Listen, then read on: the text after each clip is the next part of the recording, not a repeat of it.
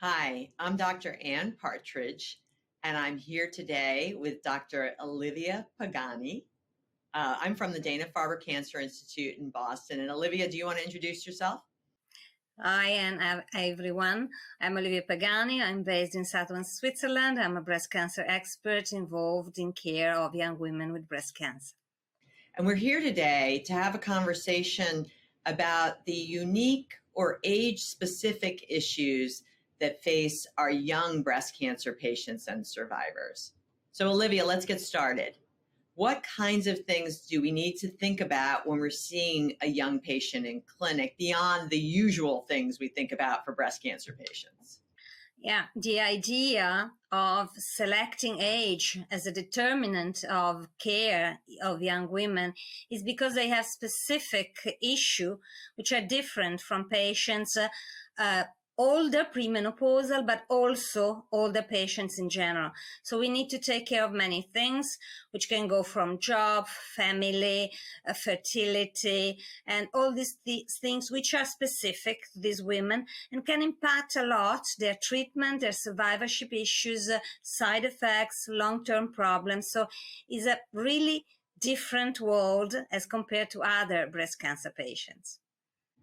And one of the areas that you and I have been very deep in the weeds in is the fertility issues. That's obviously one of the things that's, pretty age specific, right? So tell us, there are some new data around that we're excited about. What do we think about when we think about trying to have a pregnancy or not after a breast cancer diagnosis? Yeah, I think it's great times for that because we succeeded in building up a very important trial.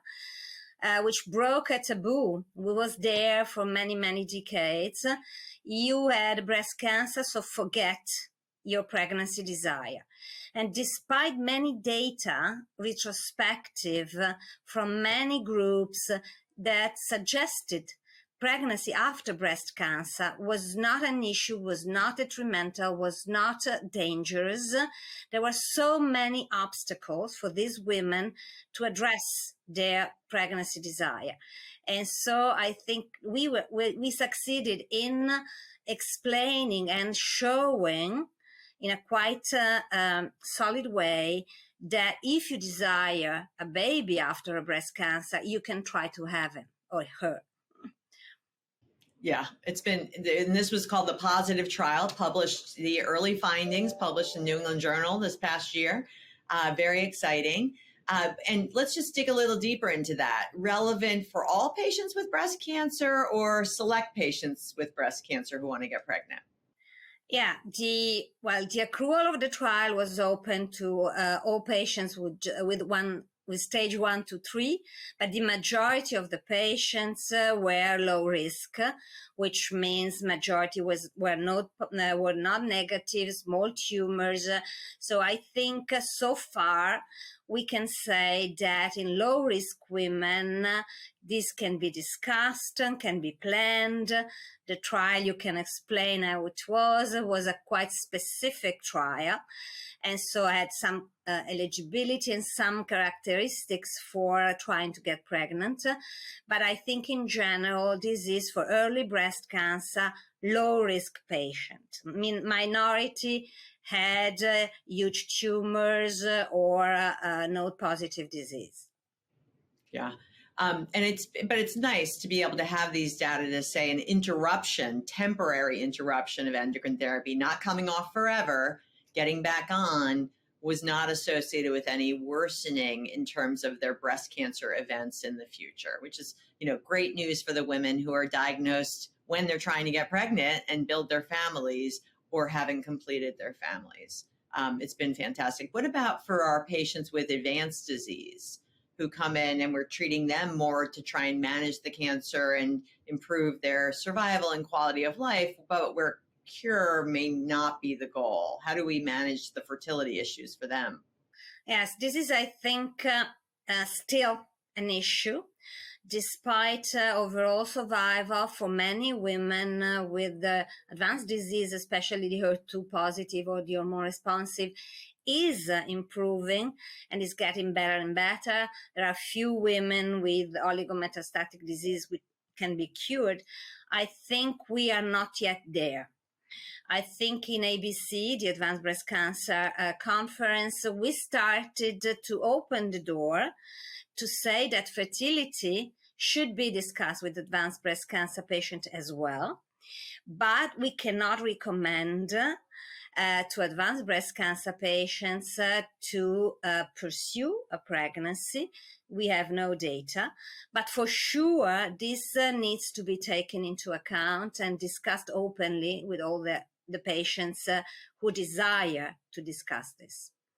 Yeah, and to help people to either, grieve their losses, find alternative ways to build their family. I think it's something that we focus on. And shifting gears into the psychosocial, we know that our young women of all stages have a harder time adjusting to a breast cancer diagnosis for good reason, right? It's not normative at all to be dealing with a lot of the slings and arrows that our young women deal with at the age that they do.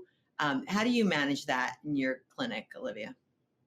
Well, I think it's always tough. I think one of the problems, which is also true for early breast cancer, which I think is common to you as well, is that in our society, many women do get breast cancer before even having thought of their family planning. So that's many of them in our reality. In other countries, maybe they have already 2 to 3 children.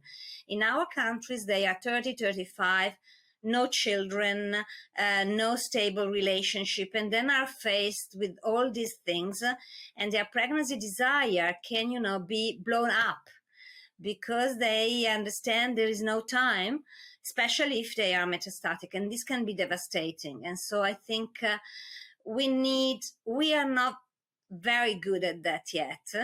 I think we need to develop better tools, better competence and knowledge to support them to this extent as well. Yeah, and I know that for, whether people want kids or not, the diagnosis of breast cancer, the kind of just financial toxicity and inconvenience of going through this kind of experience and managing a busy life, because many of our patients, especially our young patients, are trying to develop their careers, they're trying to graduate from schools, they're trying to grow a nest egg, and they're not retired yet on average. And so I think I agree, we have a lot of work to do. The one thing I try and do is always bring in our social workers and our psychosocial supportive care providers for our young patients. More so, not that I don't bring them in for everybody that needs them, but our young patients on average seems to need them a little bit more, just because it can be just so hard on them from a psychosocial emotional standpoint. Don't you think? Yes, I think so. Do you have any specific program going on at Harvard, or just, Yeah, so we do. We've built a program for young women that focuses on their unique and specific needs, that capitalizes on often groups that are already there. We have a social work department. We just have smoothed the pathway, and we send our young people in there more quickly and have some dedicated support groups and one-to-one interventions where patients can guide other patients. So we've built out the supportive care for these young patients and programming. And the other big area we've developed that's very not unique to young age, but certainly enhanced in our young patients, is genetics. So we have a big genetic component, at our big cancer center. And the young patients, more so than any other group, need to have the genetic counseling and the genetic testing. So not only to kind of know about future risks and about their families, but to, I think, inform their treatment decisions these days. Do you want to comment on that? Yeah, of course. And genetic counseling, especially for the most common BRCA1 and 2, they have to take care of their ovaries. They need to think of their prophylactic oophorectomy, which make fertility and pregnancy even more complicated. And so I think for them it's much more complex to address everything. If they are just carrier, but if they have breast cancer as well, early breast cancer, they need to take care of their ovaries as well. So I think it's really very complex, and I think we need a better understanding of all the nuances, and sometimes we really do not consider what maybe, as you mentioned, not every woman desire to have a baby, but the occurrence of breast cancer can wake up a desire which was not conscious, but becomes conscious because of, you feel that you will not be able to do that. And so I think the social support, the psychological support, support groups. We have a very strong young women breast cancer support group, and they could face these things. They were supportive of the positive trial. They developed a video which was developed and sponsored and supported by a couple of women who could not have children after breast cancer. So they were very supportive. And so I think that having a relationship, having a network between patients, health professionals, social workers, psycho-oncologists can help everyone. Those who want to become mother, those who cannot, and those who do not want. Oh, I think that's great, Olivia. I think you rounded it out. I think, just shining a light on these issues for our young patients, elevating it to being okay to talk about these issues. I think historically it's been, you've got breast cancer, forget about this, and we just need to get you to a better survival. And we're increasingly recognizing for patients of all ages, but particularly our young patients, that, we just surviving through breast cancer or cancer in general is not enough. We need to help people live the best and fullest life possible in their survivorship. Well, I think another issue we need really to improve is health professional competence and knowledge, because I think they are far behind our patients.